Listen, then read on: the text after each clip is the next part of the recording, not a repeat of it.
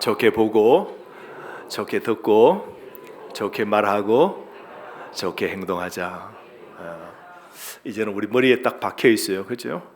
우리 비전센터의 2층에 들어오면 그 복도의 한가운데에 이 아주 멋있는 이 말이 있죠. 그래서 많은 사람들이 너무 좋다고 사진들을 찍어가요. 어제도 오래전에 저희 말씀 교회를 다녀오셨다가 그 위에 사정상 또 다른 교회 이사다 가시고 해서 다른 교회 다니시는데 여전도의 분들을 다 데리고 오셔가지고 어쨌든 2층을 이렇게 쓰면서 원더풀 홀에서 원더풀 하시더라고요. 너무 좋다고 쉬시면서 어제 문구도 너무 좋다면서 좋게 생각하고 좋게 보고 좋게 듣고 좋게 말하고 좋게 행동하면 다 달라질 것 같다고 너무너무 그렇게 좋아하시더라고요.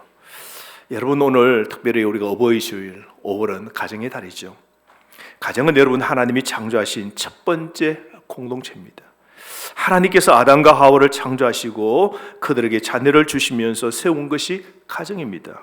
그래서 하나님은요, 세상에 어떤 처직이 아니라 가정을 통해서 믿음을 전수하고 사랑을 훈련시키고 하나님 나라를 확정하기를 원하셨다는 겁니다. 그래서 먼저 부모로서 가정을 우리가 잘 세워야 되는데요, 신명기 6장 6절에서 7절 말씀에 보면 오늘 내가 너에게 명하는 이 말씀을 너는 마음에 새기고 너 자녀에게 부지런히 가르치며 집에 앉아 있을 때든지 길을 갈 때든지 누워 있을 때든지 일어날 때든지 이 말씀을 잘 가르치라고 그랬습니다.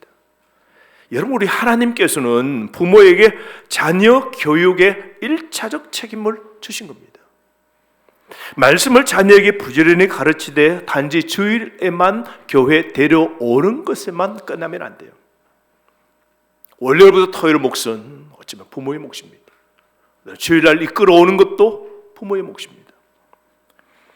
말씀으로 삶을 해석하고 그 자녀들의 신앙 안에 살아가도록 지도해야 될 사명이 하나님께서 우리 부모에게 부여하신 것이죠. 구약에 보십시오. 모세가 나옵니다. 그 모세가 태어났을 때 여러분, 이집트 그 강국 속에 사는 하나님의 이스라엘 백성의 숫자가 점점 늘어나는 겁니다.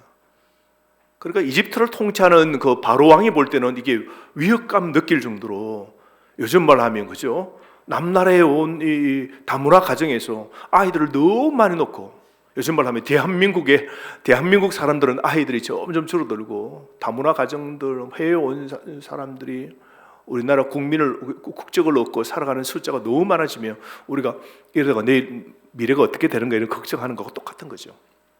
그래서 어떻게 합니까? 죽이라 그러죠.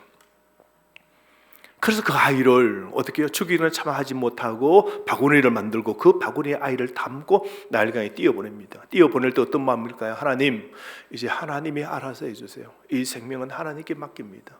나는 살려서 띄어보냅니다. 그냥 덩실덩실 가는 겁니다. 가다가 그때 때마침, 여러분, 이 인생의 삶에는 우연이 없습니다. 그때 때마침 바로의 공주가 그 나일강에 목욕하러 왔다가 바구니를 보고 아이의 울음소리가 들립니다. 저게 뭔가 물에서 건져보라고 건져봤더니요, 갈대 상자에 아이가 담겨있습니다. 너무 예쁜 거예요. 압니다. 이게 이스라엘의 백성들이 다 죽임 당해야 되는데 누군가 담았던 걸 압니다. 그런데요, 너무 아이가 사랑스럽게 보이는 겁니다.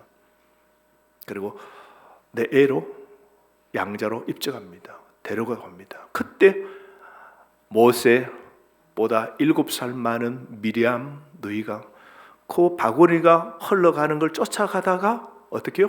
공주가 발견하고 뭐 하고 놀라는 걸 보고 뛰어가서 아기를 잘 키울 수 있는 유모가 있다고 소개를 합니다.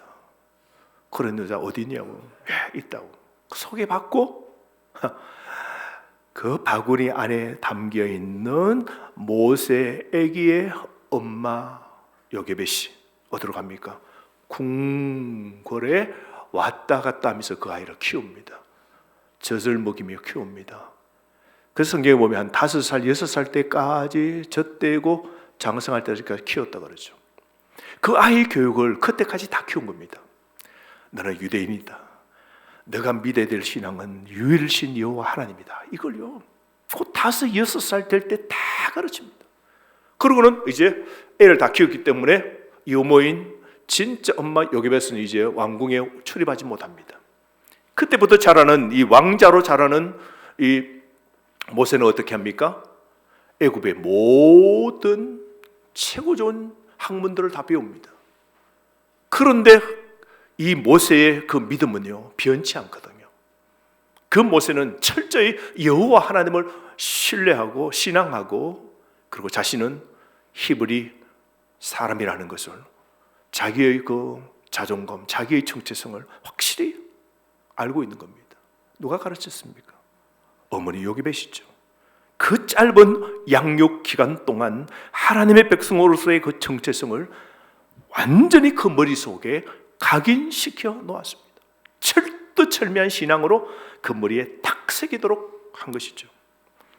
마틴 루터 종교개혁가는 이런 말을 했습니다. 가정은 인간이 처음으로 배우는 교회이고 부모는 그 교회의 첫 번째 목사이다 그랬습니다. 우리 부모 대신 성도 여러분, 여러분은 가정의 목사이십니다. 여러분의 1차적인 교회인 가정을 목사로서 자녀의 신앙의 교육을 잘 시키셔야 됩니다. 이게 어버이날 하나님이 우리에게 주신 깊은 뜻인 줄 다시 한번 우리가 새겨야 됩니다. 자녀들이 다 신앙생활 잘 하도록 하는 신앙 유산을 남겨야 됩니다. 잠언 20장 7절 오늘 이 말씀에 보면 솔로몬은 아버지가 남기는 유산에 대해서 말씀하는데요, 온전하게 행하는 자가 의인이라 그의 후손에게 복이 있느니라 그러죠. 여기에 보면 온전하게 행하는 자, 의로운 사람이죠. 이 사람이 누구일까요? 하나님을 경외하고 정직하게 사는 사람이죠. 이 사람이 남긴 유산이 자녀에게 복이 된다고 말씀합니다. 여기서 말하는 유산은 재산이나 직업이나 그런 것이 아닙니다. 완전하게 온전하게 행하는 그 의로운 하나님을 경외하는 부모가 자녀에게 남기는 유산은 신앙의 뿌리고 마음의 중심이고 삶의 방향입니다. 그렇다면 여러분, 이 경건한 유산은 무엇일까요? 하나님을 존중하는 태도, 사람을 공정하게 대하는 자세, 정직하게 일하고 감사하게 그렇게 생각하며 살게 하는 삶, 고난 중에서도 낙심하지 않고 하나님을 붙들고 그렇게 믿는 믿음, 이런 것들이 자녀의 인생 전체를 지켜주는 보이지 않는 유산인 겁니다. 여러분, 아브라함 생각해 보십시오. 아브라함은 진짜 부자입니다. 엄청난 하나님의 은혜로 부자가 되죠. 거부가 되었어요. 그러나 그는 많은 재산을 남겼지만 무엇보다도 믿음의 유산을 남겼죠. 그래서 그 믿음은 누구에게로? 이삭에게로. 그 이삭의 믿음은 누구에게로 갑니까? 야곱에게로. 그 야곱의 믿음은 어떻게요? 요셉에게로. 그 가문 첫 번째로 예수 하나님 믿는 그 신앙이 자자손손 재산이 아니라 진정한 유산, 믿음의 유산이 자자손손 흘러간 것 보십시오. 우리가 연산을 축제할 때 참 귀하신 분들 참 많이 오셨어요.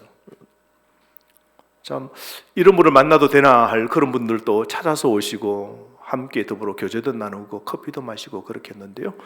그 가운데 제 친구 지인도 소문을 듣고 찾아온 겁니다. 친구를 약 한 20여 년 만에 만났나요? 한 친구는 그래요.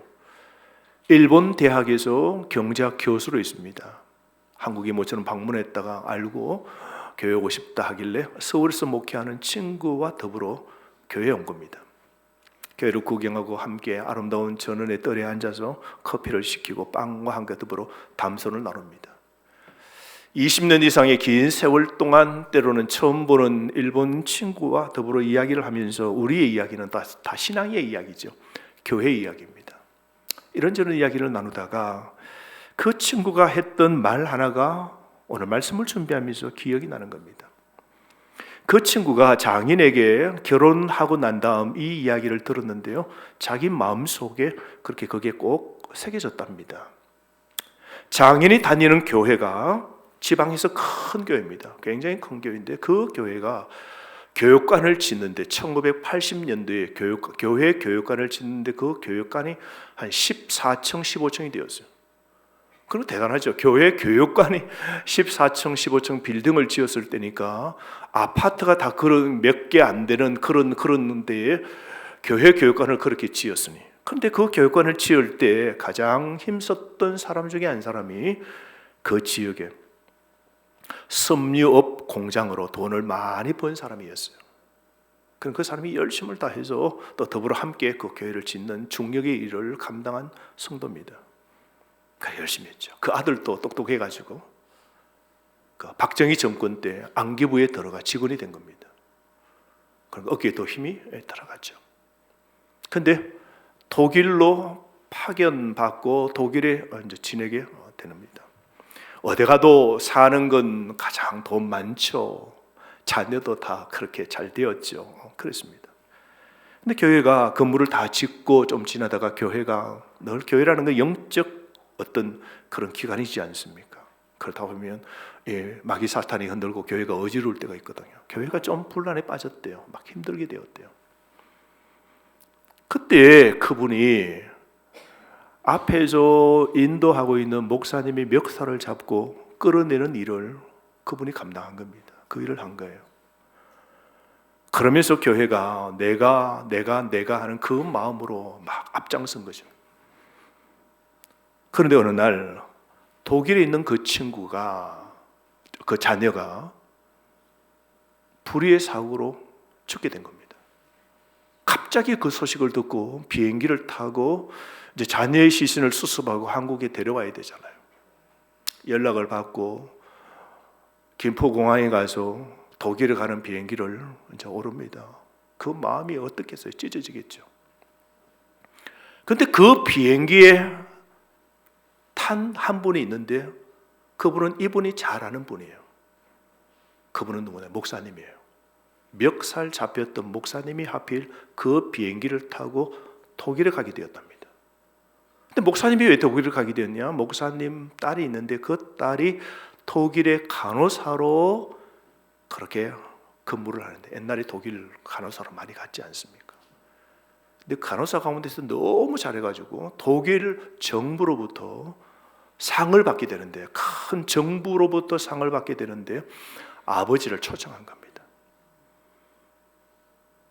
거기에 목사님과 그분이 함께 비행기를 탄 겁니다. 참 묘하지 않습니까? 그 이야기를 결혼을 하고 있는 장인이 자신의 교회 이야기를 하면서 신앙생활은 잘해야 된다. 신앙생활의 삶은 자자손손 이어지는 거란다 하면서 자기에게 신앙생활을 잘 전수하고 너도 신앙생활 잘하라고 그렇게 당부하는 말로 그렇게 했답니다. 그게 자기가 늘 마음속에 이제 기억이 나는데, 자기가 일본에 유학 가서 이제 공부를 하면서 일본 대학의 교수가 된 겁니다. 근데 신앙생활 하기가 일본은 쉽지 않습니다. 일본은 예수 믿는 사람이 1%입니다. 교회가 별로 없고요. 자녀가 이제 자라오는데 결혼 때가 된 겁니다.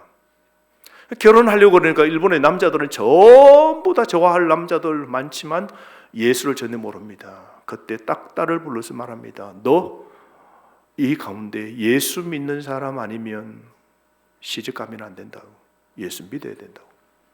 그런데 한 남자가 너무너무 좋아하는 겁니다. 교토 대학 최고의 대학에서 최고의 학부를 졸업하고 그리고 직장에 다니는데 자기 딸을 너무 좋아한다는 거예요.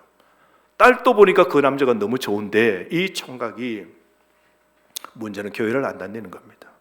어느 날 진짜 이제 마음 결혼할 생각을 하고요. 그 일본 사이될 그 남자가 딸에게 와서 종이 하나를 내더랍니다. 그 종이가 보니까 월급 명세서예요.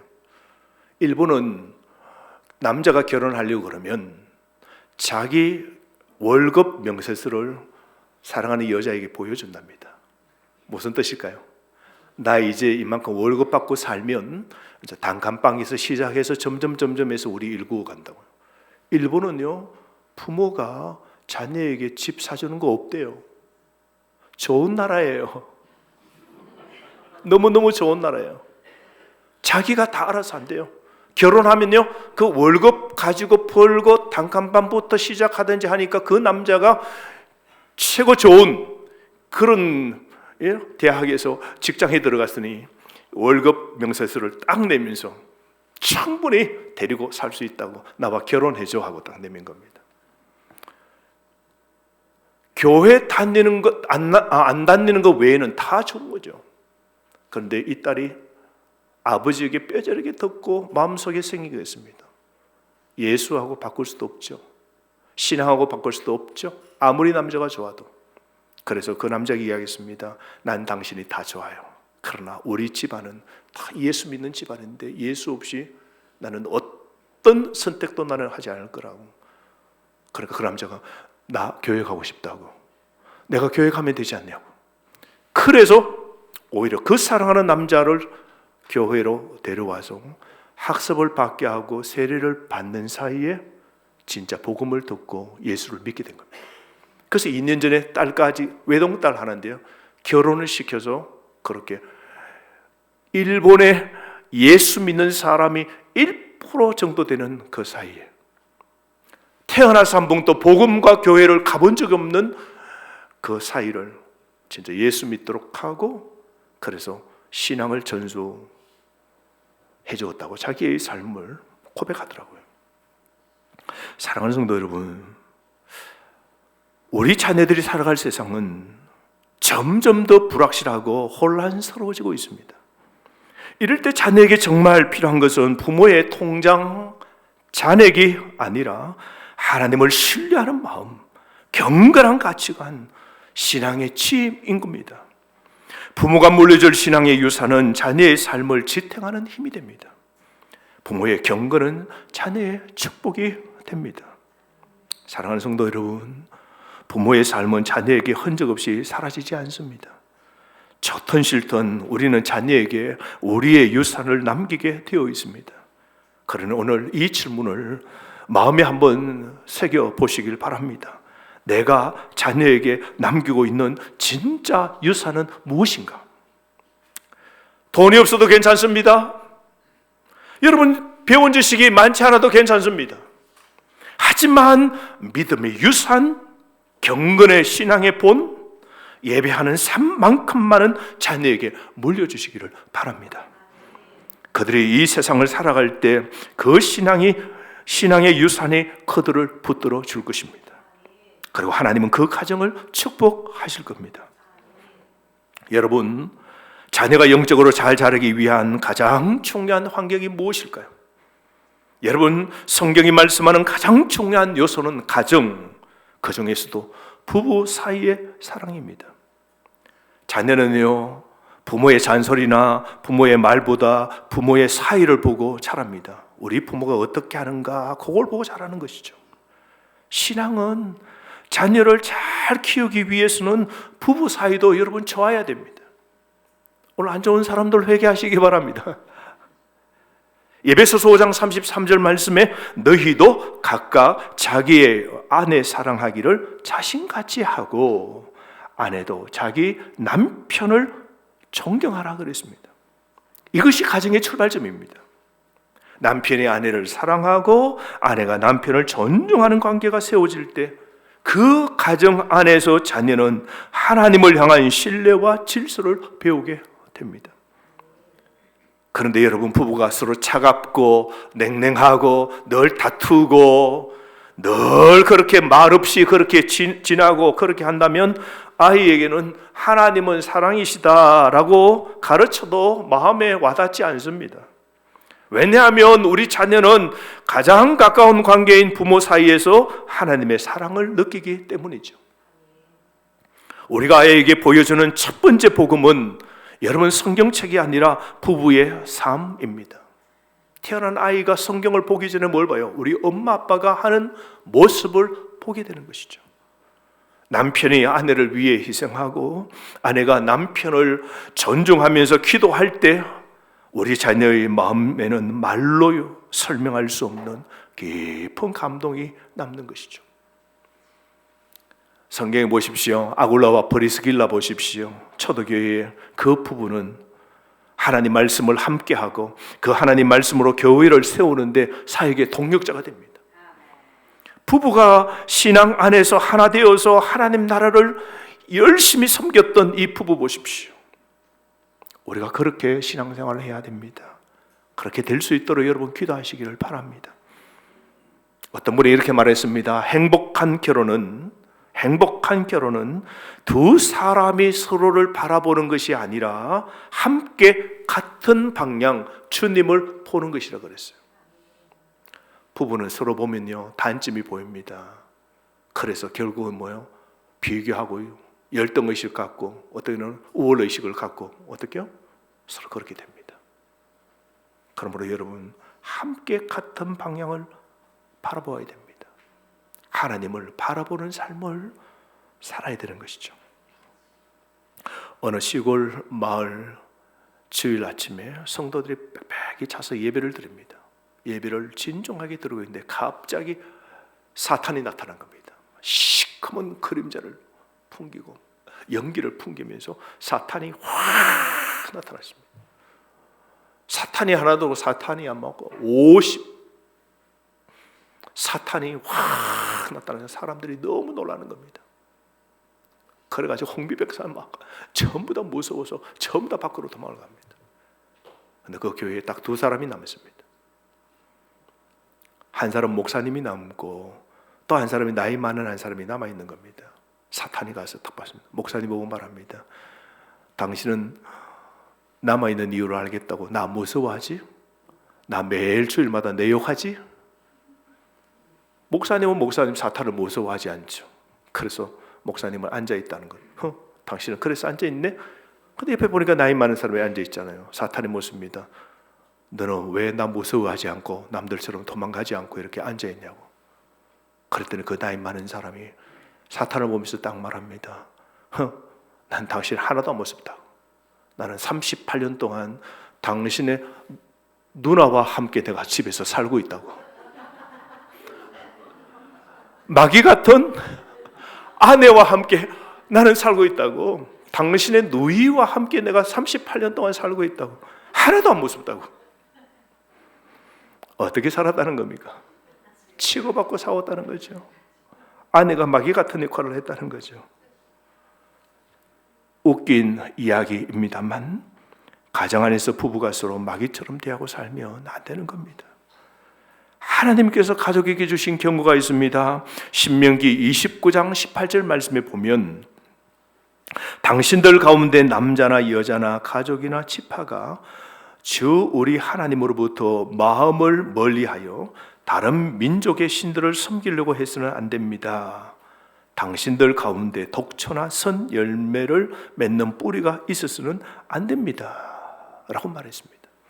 하나님은 이스라엘 백성에게 약속의 땅에 들어가기 전에 중요한 경고를 했는데요, 바로 하나님을 떠나지 말라라고 경고했습니다.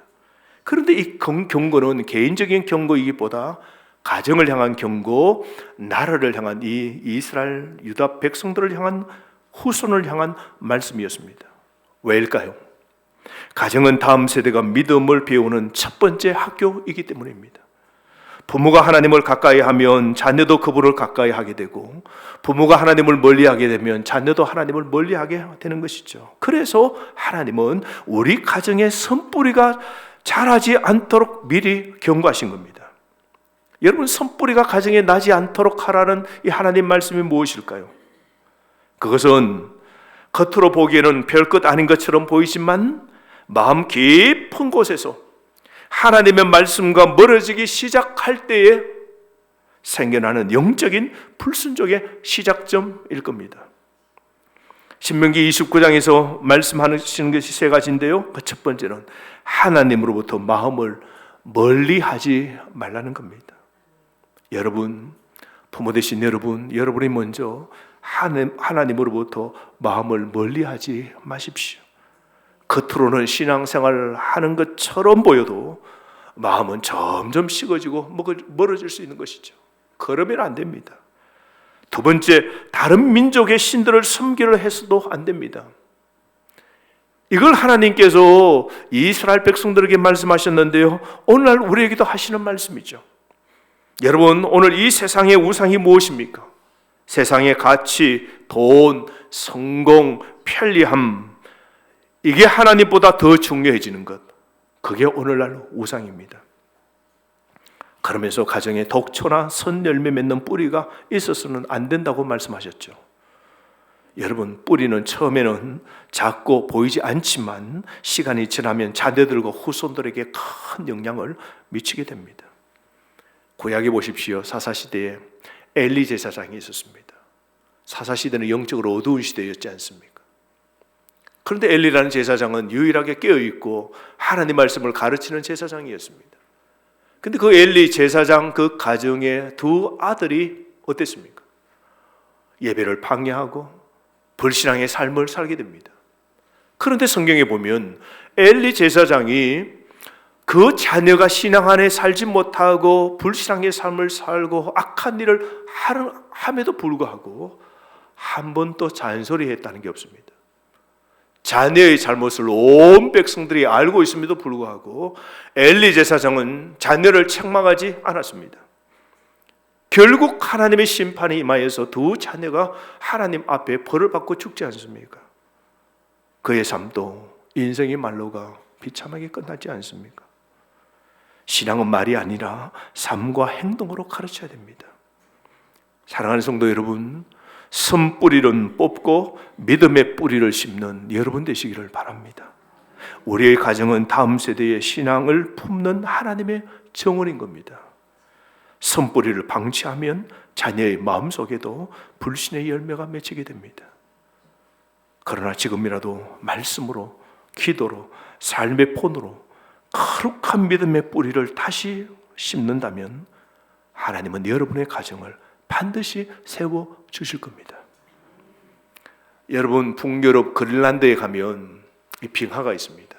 그런데 요즘 날씨가 너무 점점 이 지구가 더워지죠.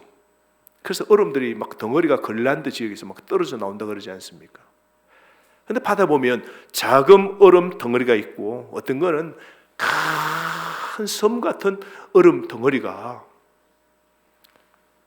그 얼음에서 이 뭉치 떨어져서 바다에 둥둥둥둥 떠난다고 그럽니다. 근데 작은 얼음 덩어리는 바람이 불면 바람이 부는 대로 그 얼음 덩어리가 움직입니다.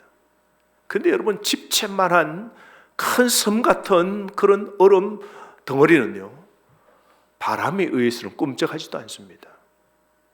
그런 덩어리는 오히려 보이지 않지만 잔잔하게 밑에 흐르는 해류를 따라 그 얼음 덩어리들이 움직이기 시작한다고 합니다. 여러분, 우리 삶도 그렇지 않습니까? 겉으로는 걱정과 근심과 염려의 문제가 있습니다. 그것이 우리 가정의 바람에 불면요, 가정 바람이 이렇게 휘청휘청하죠. 가정에 한 사람이 아파 보십시오. 병원에서 수술을 해야 되고 이 병은 힘듭니다 하면요, 한 가정의 식구 때문에, 그 바람 때문에 가정이 어떻게요? 행복이라고 웃음이라는 그 방향이 아니라 어떻게요? 절망과 슬픔의 방향으로 그 문제가 바람이 쑥 하고 끌어갑니다.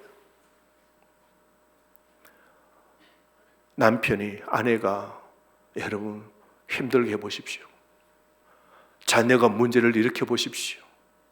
또 재정적인 문제가 생겨 보십시오. 그런 바람이 우리의 가정을 어떻게 해요? 다른 방향으로 밀게 됩니다. 그 바람들이 우리의 가정을 흔들어 놓습니다. 그런데 여러분, 분명히 생각할 것은 우리 가정은 보이지 않는 그 수면 아래에 더 큰 얼음 덩어리처럼 우리 가정에 오늘 일어난 그 문제도 그 문제의 배후, 우리 가정의 깊은 곳에서 우리 가정을 이끌어가고 우리의 가정의 방향을 지도해 나가시는 분이 누구일까요? 해류 같은 하나님의 섭리죠. 하나님의 계획이 있습니다. 하나님의 뜻이 있는 겁니다. 그러므로 여러분, 오늘 우리가 어렵고 힘든 고난의 바람이 불어올 때 우리의 시선은 흔들리면 안 됩니다. 가정에서 자녀가 말 안 듣고 경제적으로 어려운 문제가 생기고 부부간에 오해가 생기고, 그래서 왜 나에게만 이런 문제가 있냐고, 내 가정에는 왜 이런 힘든 일이 있냐고, 왜 자녀의 관계는 다 이렇게 다 깨어지고 부서지고 이렇게 어렵고 힘드냐고. 하지만 믿음을 지킨다는 것은 그 상황 속에서도 하나님이 이끄시는 깊은 해류를 신뢰하는 것입니다. 요셉 보십시오. 애굽에 끌려가서 억울한 운명을 뒤집어쓰고 노예로 갔다가 결국은 어떻게 해요? 감옥으로 갑니다. 인생이 완전히 끝이죠. 원망밖에 없지 않습니까? 형님들이 원망이 되고, 그죠? 아버지가 심부름 안 보냈으면 괜찮을 건데 아버지가 왜 하필 나를 또 보내었어? 아버지도 원망되고, 그 다음에 자기를 이렇게 모함했던 누구요? 군대 장관의 그 부인 원망도 되고, 자기 인생 자기 스스로가 원망이 됩니다. 왜 이런 바람이 불어서 내 인생은 이렇게 고난 가운데 있냐고 요셉은 도무지 일어나는 일들을 알지 못합니다. 그런데도 요셉은 뭘 합니까? 늘 그 요셉의 사건 보면 하나님 앞에서 그럽니다. 요셉은 문제가 있어도 하나님 앞에서 하나님 붙잡고 코람되어 신앙으로 삽니다. 그런데 결국 보십시오. 감옥에 가서 있을 동안 누굴 만나게 됩니까? 바로 왕의 바로 신하, 빵을 만들어 섬기고 포도주를 관리하는 그 신하가 억울한 능명을 뒤집어쓰고 그 감옥에 왔는데, 그때 누굴 만난 겁니까? 그 사람들을 만났습니다. 그걸 통하여 결국 훗날 요셉은 바로 왕의 꿈을 푸는 자리로 올라가게 되죠. 감옥에 있었지만, 보이는 건 감옥이었지만 하나님께서 감옥에 가게 하신 보이지 않는 그 하나님의 섭리는 감옥을 통하여 요셉을 가장 애굽의 바로왕 다음에 높은 국무총리 자리로 세워서 그 가족과 하나님의 백성의 가문을 오늘 흉년 가운데서도 구원하고자 하는 하나님의 계획이 다 이루어졌지 않습니까? 여러분, 하나님의 사랑은 해류처럼 깊고 크고 느릴 수 있습니다. 하지만 절대 멈추지 않습니다. 그러므로 여러분, 지금 가정에 어려움이 있어도 끝까지 인내해야 됩니다. 인내는 믿음의 표현이고 하나님을 신뢰한다는 고백입니다.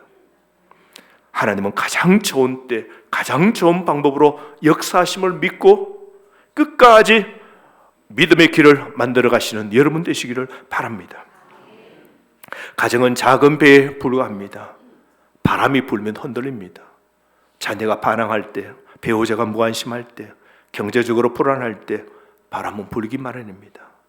하지만 여러분, 바람보다 해류를 보시기 바랍니다. 그럴 때일수록 하나님의 해류를 신뢰하십시오. 자녀를 위하여 꾸준히 기도하십시오.